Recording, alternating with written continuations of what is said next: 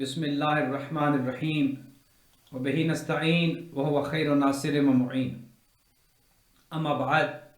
فقد قال الرحمن فی کتاب الفرقان وقولہ الحق وهو اصدق الصادقین بسم اللہ الرحمن الرحیم والعصر ان الانسان لفی خسر الا الذین آمنوا وعملوا الصالحات وتواصوا بالحق وتواصوا بالصبر۔ درود بھیجیے گا محمد وعلی محمد۔ خداوند متعال کا لاکھ لاکھ شکر ہے اللہ سبحانہ و تعالیٰ کی دی ہوئی توفیق سے آپ کی خدمات عالیہ میں آج پھر موجود ہیں اور اپنے مقصد حیات کو سمجھنے کی کوشش کر رہے ہیں، اور یقیناً ماہ رمضان المبارک اسی مقصد کے لیے کہ انسان اپنی زندگی کے مقصد کو جانے، پہچانے اور دھوکہ نہ کھائے۔ انسان جب اپنے آپ کو بہت سمجھدار سمجھتا ہے، بہت عقل مند سمجھتا ہے، وہیں پر انسان بعض اوقات بلکہ اکثر اوقات دھوکے میں آ جاتا ہے، اور انسان جب دھوکے میں آتا ہے تو اپنا بہت نقصان کر بیٹھتا ہے۔ سمجھتا ہی ہے کہ میں عقل مند ہوں، سمجھتا ہی ہے کہ میں بہت تیز ہوں اور بہت ہوشیار ہوں اور اپنا فائدہ اور نقصان میں جانتا ہوں، حالانکہ انسان اپنا نفع کرنے کی بجائے انسان اپنا نقصان کر بیٹھتا ہے۔ ماہ رمضان چونکہ بالکل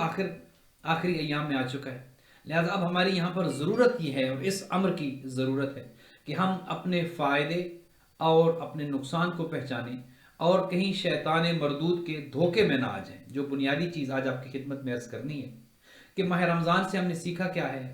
آخری ایام ہے، ہم ماہ رمضان کے آخری ایام میں سے گزر رہے ہیں، کچھ ہی دن یہ مہینہ ہمارے پاس مہمان ہے، اور جس مہینے میں ہم اللہ کے مہمان ہیں۔ تو اس مہینے کی فیوز و برکات سے ہم نے کہاں تک سیکھا، ہم نے اس مہینے میں کیا حاصل کیا، اور اس مہینے کی فیوز و برکات سے ہم کس حد تک مستفید ہوئے۔ ماہ رمضان گزرنے کے بعد کوئی صاحب کسی سے سوال کر رہے تھے کہ خبر نہیں اس سال ماہ رمضان المبارک ہم سے خوش گیا ہے یا نہیں گیا۔ تو جو صاحب سن رہے تھے وہ جواب میں ارشاد فرماتے ہیں کہ نہیں، ماہ رمضان المبارک یقیناً ہم سے خوش گیا ہے، کیونکہ اگر خوش نہ گیا ہوتا تو اگلے سال پھر واپس نہ آتا۔ اگر تو ہمارا معیار یہ ہے کہ ہم نے ماہ رمضان کو اس طرح سمجھا ہے کہ ہر سال آ جاتا ہے، اس کا مطلب یہ ہے کہ ماہ رمضان ہم سے خوش ہے، یا ماہ رمضان ہم سے خوش ہو کے چلا جاتا ہے، اگر ناراض ہو کے جاتا تو اگلے سال پھر واپس نہ آتا۔ اس کا مطلب یہ ہے کہ ہم اپنے آپ کو بہت بڑا دھوکہ دے رہے ہیں،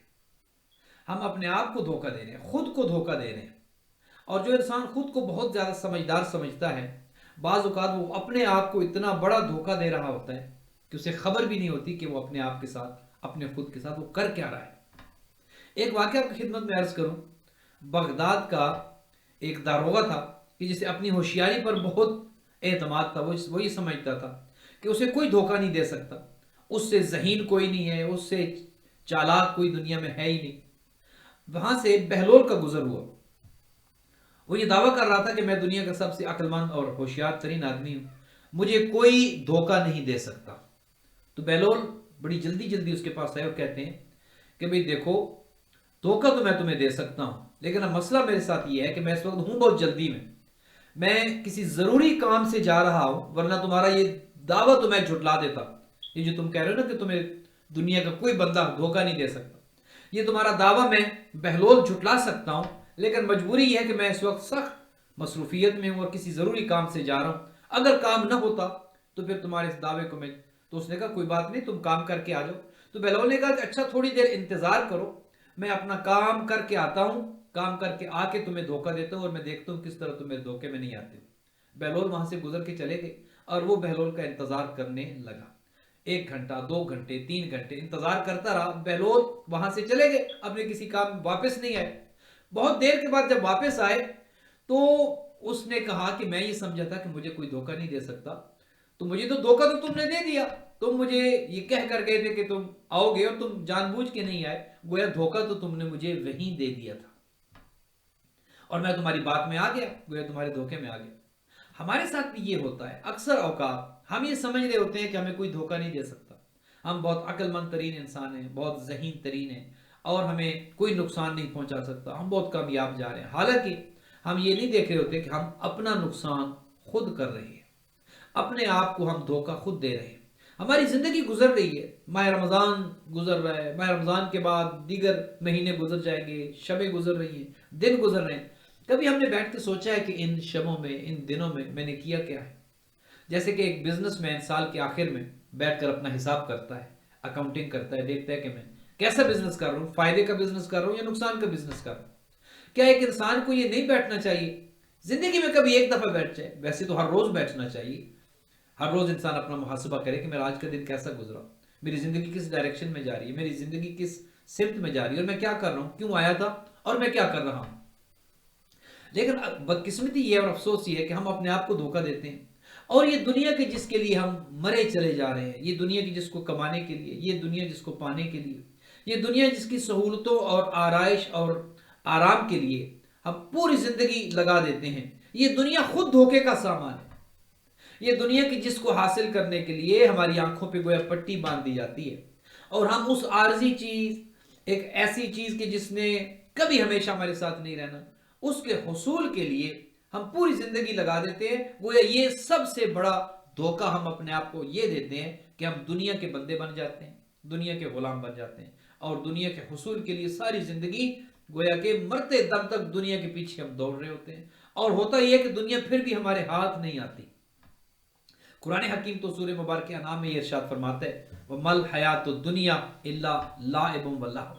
دنیا کی زندگی کیا ہے سوائے کھیل تماشے کے، اور کیا ہے؟ وَلَلدَّارُ الْآخِرَةُ خَيْرٌ لِلَّذِينَ يَتَّقُونَ، آخرت کی زندگی ہی بہتر ہے۔ قرآن تو ہمیں بار بار اس بات پر متوجہ کر رہا ہے کہ یہ دنیا کی زندگی فقط کھیل تماشا، کچھ نہیں ہے اس میں، آخرت کی زندگی ہی بہتر ہے۔ اور پھر یہ کہتا ہے افلا تعقلون، کیا تم عقل نہیں رکھتے ہو؟ کیا تم ہوش نہیں رکھتے ہو؟ کیوں تمہارے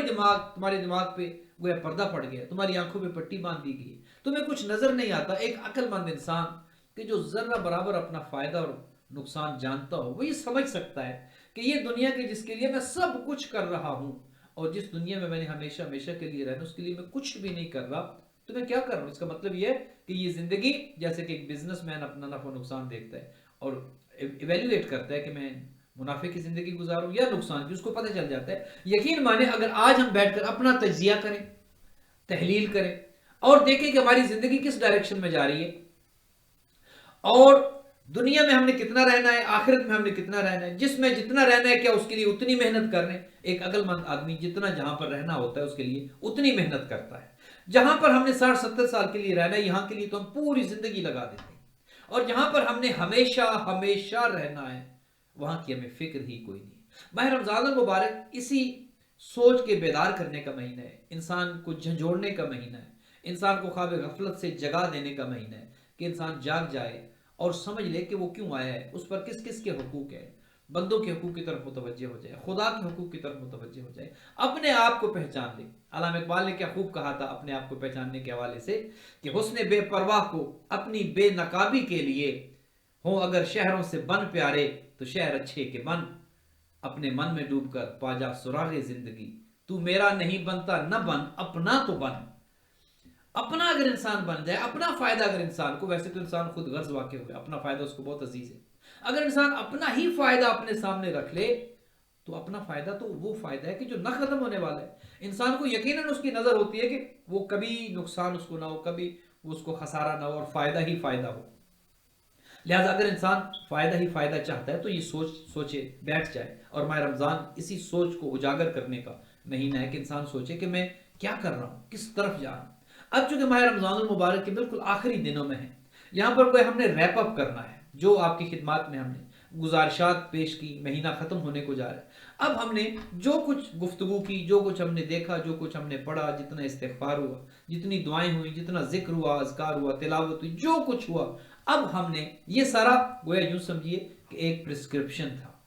یہ سب پرسکرپشن تھا۔ اب ہم نے یہاں سے ایکشن شروع کرنا ہے۔ بات عمل کی، عمل سے زندگی بنتی ہے، جنت بھی جہنم بھی۔ بات عمل کی ہے، لاکھ ہم ذکر کر لیں، لاکھ ہم اوراد اور وظائف کا دورہ کر لیں، لاکھ کر لیں، جب تک ایکشن نہیں لیں گے، جب تک عمل نہیں کریں گے، کہیں پہنچنے والے نہیں ہیں۔ آپ مہنگی سے مہنگی گاڑی لے کر سٹارٹ کر کے بیٹھ جائیں، جب تک آپ اس کو روڈ پہ نہیں ڈالیں گے آپ کہیں نہیں پہنچیں گے۔ جتنا مرضی آپ قیمتی سے قیمتی ذکر کر لیں، جب تک عملی میدان میں ذکر جو ہے یہ زبان سے ہے، ذکر کی تاثیر یہ ہے، ذکر کا فائدہ یہ ہے کہ ذکر انسان کو کام پر آمادہ کرتا ہے، ذکر انسان کے ماحول کو تبدیل کرتا ہے، ذکر انسان کے مزاج کو تبدیل کرتا ہے، ذکر انسان کو گویا ایک انرجی دیتا ہے، ایک توفیق دیتا ہے کہ انسان کام کے لیے آمادہ ہوتا ہے، کرنا کام ہے۔ یہ بات آپ کی خدمت میں اگر میں آج کی حد تک عرض کرنے میں کامیاب ہو جاؤں، ایکشن ضروری ہے، عمل ضروری ہے، کام کرنا ہے، کچھ نہ کچھ ہم نے کرنا ہے، وگرنہ ہاتھ پہ ہاتھ تھے تو آبا وہ تمہارے ہی، مگر تم کیا ہو، ہاتھ پہ ہاتھ دھرے منتظر فردا ہو۔ اقبال نے یہ تو کہا تھا نا کہ وہ بزرگ کہ جو کامیاب ہوئے ہیں، وہ جو ولی اللہ تھے، وہ جو تقوی میں، وہ جو ایمانیات میں ایک اعلیٰ مقام پر تھے، وہ بھی آپ میں ہی سے تھے، وہ کوئی آسمان سے گرے ہوئے نہیں تھے، وہ آپ ہی کی طرح لوگ تھے، لیکن وہ عمل کے میدان میں آگے تھے، اور ہم کیا ہے، ہاتھ پہ ہاتھ دھرے منتظر فردا ہو، ہاتھ پہ ہاتھ دھر کے بیٹھے ہیں اور کل کے انتظار میں کہ کل کورونا ختم ہو جائے گا، کل زندگی اچھی ہو جائے گی، کل یہ ہو جائے گا، کل وہ ہو جائے گا۔ میں آج کو کیا بنا رہا ہوں، آج کا میرا دن کیسا ہے، کل تو آئے گا، کل تو دیکھی جائے گی، آج کا دن میرا کیسا گزر ہے، آج کے دن میں نے کیا کیا، کتنے لوگوں کا آج میں نے فائدہ کیا، خدا کو میں نے کتنا راضی کیا، اہل بیت کی کتنی خدمت میں نے آج کی ہے، اہل بیت کے لیے کتنا میں نے آج کام کیا، اپنی آخرت کی زندگی کے لیے میں نے آج کیا کیا، آج کیا کیا ہے، کیا ہے، بات آج کی اور بات ایکشن کی ہے،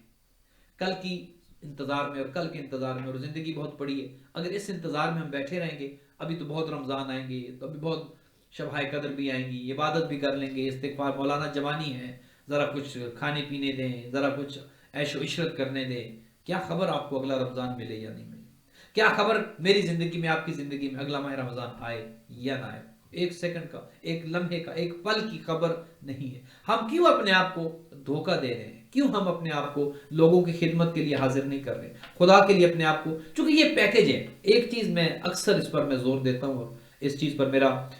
جو ہے وہ پختہ یقین ہے کہ دین فقط عبادات کا نام نہیں ہے، دین ایک پیکج ہے، اس میں سب کچھ ہے اور سب کچھ کرنا ہے۔ افسوس یہ ہے کہ ہم کسی نہ کسی ایک گوشے میں یا ایک فیلڈ میں ہم ایکسٹریم پہ چلے جاتے ہیں اور متشدد ہو جاتے ہیں، نمازیں پڑھ رہے ہیں تو بس نمازیں ہی پڑھ رہے ہیں، باقی دنیا جان کی کوئی فکر نہیں ہے، دنیا دار ہو گئے تو فقط دنیا دار ہی ہو گئے، باقی کسی چیز کی، یہ سب کرنا ہے، تھوڑا تھوڑا سب کرنا ہے، خدا کے حقوق بھی ادا کرنے ہیں،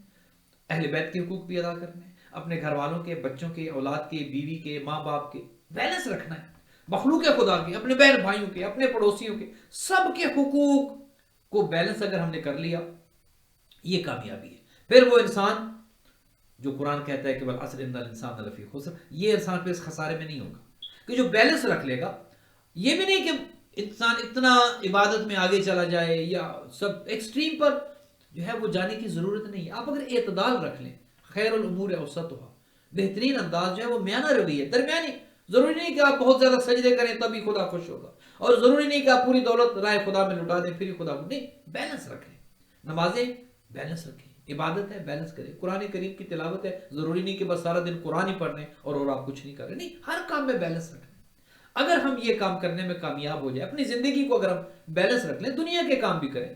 آپ اپنی جو آپ کی جائز شرعی انٹرٹینمنٹ ہے وہ بھی کریں، سارے کام کریں، لیکن بیلنس رکھیں۔ کہیں ایسا نہ ہو، ایک واقعہ ملتا ہے سید نعمت اللہ جزائری انوار نعمانیہ میں یہ واقعہ لکھتے ہیں کہ ایک بادشاہ شکار کے لیے جاتا ہے، اور شکار کر کے جب وہ کچھ کھانے کے لیے بیٹھتے ہیں، گوشت وغیرہ جو ہے وہ تیار ہوتا ہے اور بھونا جاتا ہے، اور جب وہ کھانے کے لیے بیٹھتے ہیں تو ایک باز آتا ہے، عقاب آتا ہے، وہ گوشت ان سے لے کر اڑ جاتا ہے۔ اب بادشاہ کو یہ بات اچھی نہیں لگتی، اسے وہ کہ اتنا ہم شکار کیا اور ہم نے اس کو بڑی محنت سے پکایا اور اب کھانے کے لیے بیٹھے ہیں، ایک پرندہ آ کر تو یہ گوشت لے کر اڑ گیا۔ تو وہ کہتے ہیں اپنی پوری فوج، اس کی جو آرمی اس کے ساتھی، ان کا اس کا باز کا پرندہ، اس کا جو ہے وہ تعاقب کرو اور دیکھو کہ یہ پرندہ کہاں جا رہا ہے۔ تو وہ گھڑ سوار اس کے پیچھے ہو گئے، بادشاہ وہیں بیٹھا رہا، وہ اس عقاب کے پیچھے گھوڑے دوڑا رہے ہیں اور دوڑا رہے ہیں اور دوڑا رہے ہیں۔ آگے جا کے وہ کیا دیکھتے ہیں کہ ایک پہاڑ آتا ہے اور پہاڑ کی اس طرف عقاب جو ہے وہ نیچے زمین پر بیٹھ جاتے ہیں۔ یہ گھوڑے والے جو ہے وہ گھڑ سوار قریب جا کر یہ رک جاتے ہیں اور دیکھتے ہیں کہ وہاں پر ایک بندہ ہے جس کے ہاتھ پاؤں بندھے ہیں اور وہ پڑا ہے، یہ عقاب وہ گوشت کا ٹکڑا اس کے منہ میں ڈال رہا ہے۔ انہیں تعجب ہوا کہ یہ پرندہ جو ہے یہ کیا کر رہا ہے اور یہ کیا لے کر وہاں سے اڑ گیا اور یہ کس کو کھلا رہا ہے۔ قریب گئے تو وہ بندہ تھا، اس کے ہاتھ پاؤں بندھے تھے، یہ گئے، انہوں نے اس کے ہاتھ پاؤں کھولے، اسے پوچھا کہ تمہارے ساتھ ہوا کیا ہے؟ اس نے کہا میں ایک تاجر تھا اور میں یہاں سے گزر رہا تھا اپنا تجارتی سامان لے کر کہ ڈاکو نے حملہ کر دیا، اور حملے کے نتیجے میں انہوں نے سارا مال مجھ سے لوٹ لیا، میرے ہاتھ پاؤں نے باندھ کر مجھے یہاں پر قتل کرنا چاہتے تھے، میں نے کہا مجھے قتل نہ کرو، انہوں نے میرے ہاتھ پاؤں باندھ کر مجھے یہاں رکھ دیا، سامان میرا لے کر وہ چلے گئے۔ یہ پرندہ یہاں سے کہیں پرواز کر رہا تھا، اس نے دیکھا کہ میں یہاں پر پڑا ہوں، لہٰذا یہ پرندہ آ کر مجھے کھانا کھلا دیتا ہے، جب سے میں یہاں پر ہوں یہ کچھ نہ کچھ آ کر میرے لیے۔ وہ خیر آرمی اس کی واپس گئی۔ یہ انوار نعمانیہ میں سید نعمت اللہ جزائری جو بہت جو ہے وہ پختہ قسم کے مصنف ہیں اور بہت بڑا مقام ہے ان کا مورخین میں اور مصنفین میں، وہ لکھتے ہیں کہ جب یہ آرمی واپس آتی ہے تو بادشاہ نے پوچھا کہ کیا ہوا بتاؤ، تو انہوں نے کہا کہ وہ باز جو گوشت لے کے گیا تھا وہ تو وہاں پر ایک بندہ پڑا تھا، اس کو کھلا رہا تھا۔ بادشاہ نے جب یہ بات سنی کہ وہ عقاب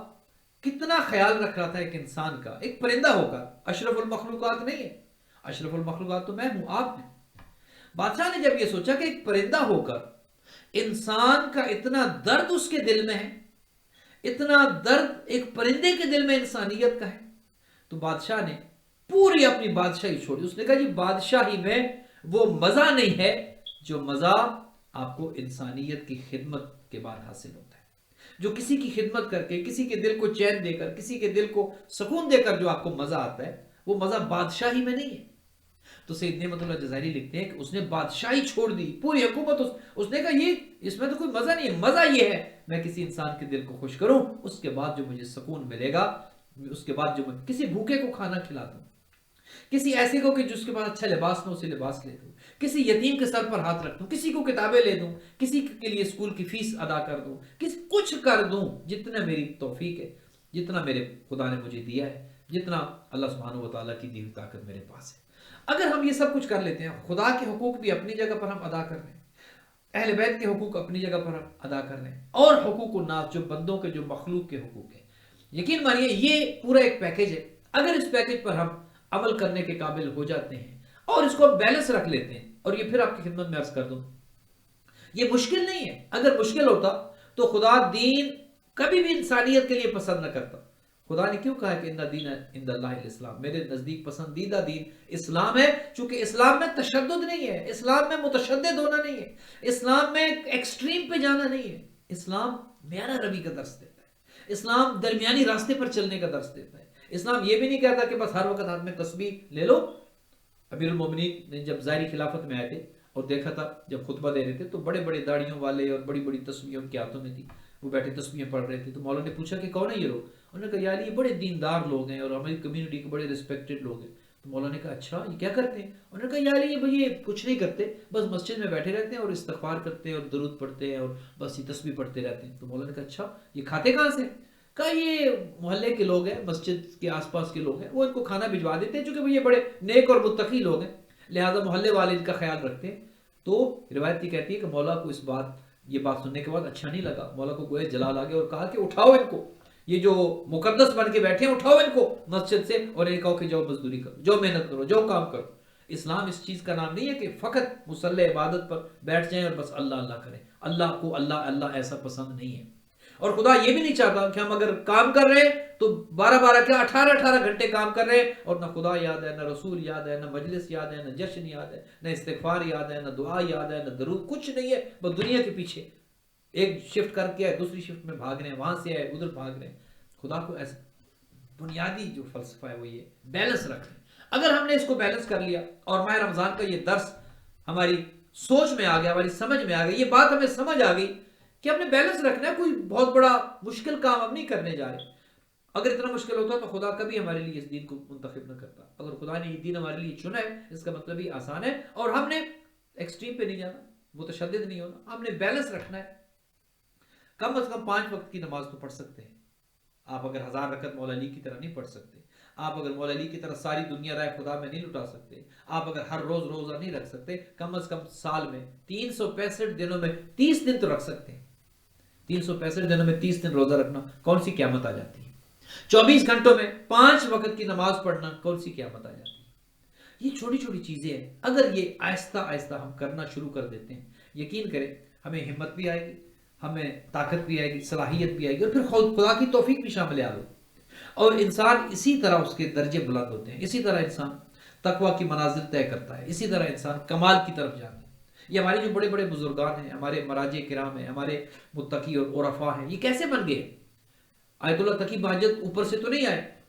آپ کے اور ہماری طرح ایک انسان تھے، اسی دنیا میں ہمارے زمانے میں پیدا ہوئے، اسی دنیا میں ظاہری زندگی گزاری، لیکن فرق کیا تھا؟ دل میں دنیا کی محبت نہیں تھی۔ حالانکہ دنیا میں وہ بھی کھاتے تھے، لباس پہنتے تھے، اسی دنیا میں رہتے تھے، اور ہمارے زمانے کی بات ہے، کوئی 1400 سال پہلے کا واقعہ تو میں آپ کو سنا نہیں رہا، اسی زمانے کی بات ہے۔ فرق کیا تھا کہ انہوں نے ایک ہر چیز میں بیلنس رکھا ہے۔ فرق یہ تھا کہ انہیں یہ پتا تھا کہ وَمَا الْحَيَاةُ الدُّنْيَا إِلَّا لَعِبٌ وَلَهْوٌ، دنیا کی زندگی تو کھیل تماشا ہے، میں کھیل تماشے کے لیے پیدا نہیں ہوا، آپ کھیل تماشے کے لیے پیدا نہیں ہوئے۔ اور قرآن یہ کہتے ہیں کہ آخرت کی زندگی ہی بہتر ہے اگر تم عقل رکھتے ہو، اور ہم سب یہ سمجھتے ہیں کہ ہم بہت بڑے عاقل ہیں، بہت بڑے سمجھدار ہیں۔ اگر یہ بات ہماری سمجھ میں آ جائے کہ جس دنیا میں ہم رہ کر پورا وقت اس دنیا کو دے رہے ہیں، سارا اور یہ ہمارا ٹائم کتنا قیمتی ٹائم ہمارا روب کیا جا رہا ہے ہم سے، کبھی آپ نے سوچا ہے کتنا ٹائم میرا سیل فون مجھ سے چرا رہا ہے، کتنا ٹائم ٹیلی ویژن روب کر رہا ہے مجھے، کتنا ٹائم میڈیا مجھ سے لے رہا ہے؟ یہ میرا ٹائم ہے جو چوری ہو رہا ہے، بلکہ ڈکیتی ہو رہی ہے۔ وہ آج ہی میں دیکھ رہا تھا کسی جگہ پہ کہ مولانا کسی جگہ تقریر کرنے گئے، تو مولانا سے پہلے کوئی ایک نوجوان اٹھا اور اس نے مولانا کی ہی کوئی کی ہوئی تقریر مولانا سے پہلے بڑے جوش و خروش سے کر دی۔ پھر مولانا کا جب ٹائم آیا، وہ آئے تو انہوں نے کہا بھی میں نے کلام کا چوری ہونا تو سنا تھا، لیکن کلام کی ڈکیتی آج پہلی دفعہ میں نے دیکھی کہ جو میری موجودگی میں میرے کلام کے ساتھ انہوں نے کیا اور میری تقریر کے ساتھ کیا۔ تو اب یہ دیکھیے کہ ہمارا کتنا ٹائم ڈکیتی کی نظر ہو جاتا ہے، کتنا ٹائم یہ میڈیا ہم سے روز لے لیتا ہے۔ کبھی ہم نے سوچا ہے کتنا ہمارا قیمتی وقت ہے کہ جو روب کیا جا رہا ہے، جو چرایا جا رہا ہے، اور دن دہاڑے ڈکیتی ہو رہی ہے۔ ہم نے کبھی اہمیت،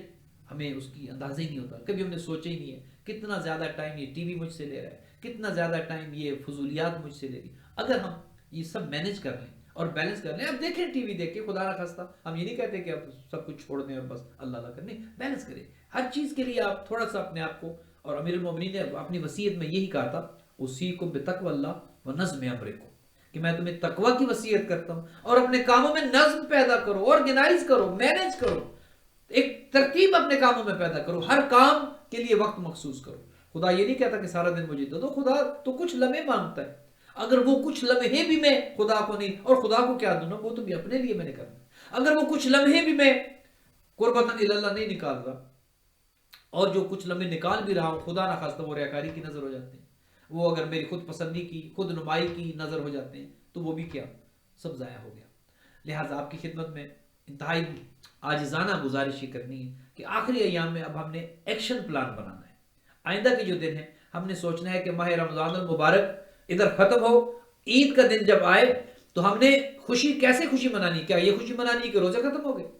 یا یہ خوشی منانی ہے کہ ماہ رمضان کے بعد میں نیا انسان بن چکا ہوں؟ خوشی کس چیز کی ہے؟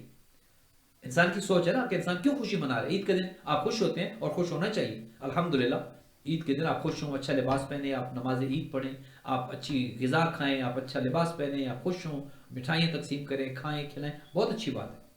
لیکن وجہ بھی تو ہونی چاہیے نا۔ آپ سے اگر میں سوال کروں کہ حضور آپ عید کے دن بہت خوش ہیں، کیوں خوش ہیں؟ کس چیز کی خوشی ہے؟ یہ عید کیا خوشی ہے؟ کیا عید ہے یہ؟ تو کوئی وجہ تو ہونی چاہیے نا کہ یہ عید کیوں ہے۔ اگر تو آپ یہ کہیں گے کہ روزے ختم ہو گئے تو میں خوش ہوں، جس کا مطلب یہ کہ میں تو جان چھڑا رہا تھا کہ کب ختم ہو۔ لیکن اگر آپ یہ کہیں کہ میں آج خوش اس لیے ہوں کہ رمضان نے مجھے تبدیل کر دیا ہے، ماہ رمضان نے مجھے نیا انسان بنا دیا، میرے اوپر سے وہ کور اتر گیا ہے، وہ غلاف جو میرے اوپر چڑھا تھا، میری آنکھوں کے سامنے جو پردے آ چکے تھے، ماہ رمضان نے مجھے دھو دیے، واش کر دیے، میں بالکل نیا انسان بن کے آج خوش ہوں، اس لیے خوش ہوں۔ ماہ رمضان نے مجھے بالکل ایک نئی شخصیت دے دی ہے، ماہ رمضان نے مجھے تبدیل کر کے رکھ دی ہے۔ ذرا سی بات پہ مجھے غصہ آتا تھا، ماہ رمضان نے میرے غصے کو ختم کر دیا۔ ذرا سی بات پہ میں چڑ جاتا تھا، ماہ رمضان نے میری وہ عادت بھلا دی۔ ذرا سی بات پہ میں خود نمائی کرتا تھا، اپنی ذات کا ذکر، اپنی تعریفیں مجھے اچھی لگتی تھی، ماہ رمضان کے بعد دعا افتتاح پڑھ کے الحمدللہ الحمدللہ الحمدللہ رب العالمین، تعریفیں تو ساری خدا کی ہے، سن کے بعد ذہن میں آ گئی ہے میری کوئی تعریف نہیں ہے، تعریفیں تو سب خدا کی۔ دعائیں پڑھ کے، دعائیں کر کے ماہ رمضان نے مجھے تبدیل کر دی ہے، میری کوئی تعریف نہیں ہے، میری کوئی ذات، کوئی حیثیت، کوئی شخصیت نہیں ہے۔ مناجات امیر المومنین پڑھ کے میں انا عبد ذلیل انا عبد ذلیل، خدایا میں تو ذلیل ہوں، تو عزیز ہے، تو عزت والا ہے۔ میرے ذہن میں یہ بات آ گئی کہ عزت دار تو خدا ہے، میں کیوں عزت والا بننے کی کوشش کر رہا ہوں، میں کیوں عزت دار اور معزز بننے کی کوشش کر رہا ہوں؟ عزت والا تو خدا ہے، عزت تو اس کے ہاتھ میں ہے۔ لہٰذا ماہ رمضان نے اگر یہ سبق ہمیں سکھا دیا، ہمارے اندر سے یہ ساری چیزیں جو پہلے ماہ رمضان سے تھیں اور ماہ رمضان کی برکت کی وجہ سے اگر یہ ختم ہو جاتی ہیں، چھوٹ جاتا ہے، غیبت چھوٹ جاتی ہے، برائی چھوٹ جاتی ہے، لوگوں کا گلہ کرنا چھوٹ جاتا ہے، لوگوں کا دل دکھانا چھوٹ جاتا ہے، اس کا مطلب یہ ہے کہ عید کا دن ہم خوشی منا سکتے ہیں۔ اور اگر یہ سب نہیں چھوٹا تو پھر سوچنا چاہیے کہ عید کے دن ہم نے کیا کرنا ہے۔ آج کیا تک اتنے، آپ سب کا بہت بہت شکریہ۔ میں استغفار گروپ کے تمام برادران و خواہران کے لیے دعا گو ہوں۔ خداوند بزرگ و برتر آپ سب کی توفیقات عالیہ کو متعالی کرے، جس بہترین انداز سے ماہ رمضان المبارک کی آپ سب خدمت کر رہے ہیں اور جس انداز سے یہ پروگرامز استغفار گروپ کے منتظمین آرگنائز کر رہے ہیں، خدا سب کو اجر جزیل عطا فرمائے، آپ سب کے گھروں پر رحمتیں اور برکتیں نازل ہوں۔ سوشل میڈیا پر جو جہاں دیکھ رہے ہیں، خداوند متعال بیماروں کو شفا دے، مقروض مومنین کے قرض ادا ہوں، تنگدست مومنین کو رزق حلال نصیب ہو، پریشان حال مومنین کی پریشانیاں دور ہوں۔ خداوند متعال ہم سب کا خاتمہ علل خیر کرے، کہیں ایسا نہ ہو کہ دنیا کی محبت کے وقت ہمیں موت آئے اور دنیا اور آخرت ہماری تباہ ہو جائے۔ خدا کرے ہم دنیا کے بندے نہ ہوں، خدا کے بندے ہوں، اہل بیت کی محبت کے علاوہ دنیا کی کوئی محبت ہمارے دلوں میں نہ ہو، اہل بیت کے غم کے علاوہ خدا آپ سب کو اور ہم سب کو کوئی اور غم نہ دے۔ خدا ہم سب کے مرحومین کی مغفرت کرے، ان کے درجات کو متعالی کرے، کرونا کے مرض سے اور دیگر تمام امراض سے آپ کو، مجھے اور اہل بیت کے چاہنے والوں کو، بلکہ پوری انسانیت کو دنیا میں جہاں کہیں بھی آباد ہے، خدا سب کو محفوظ و معمون رکھے۔ بہت بہت شکریہ۔ والسلام علیکم ورحمۃ اللہ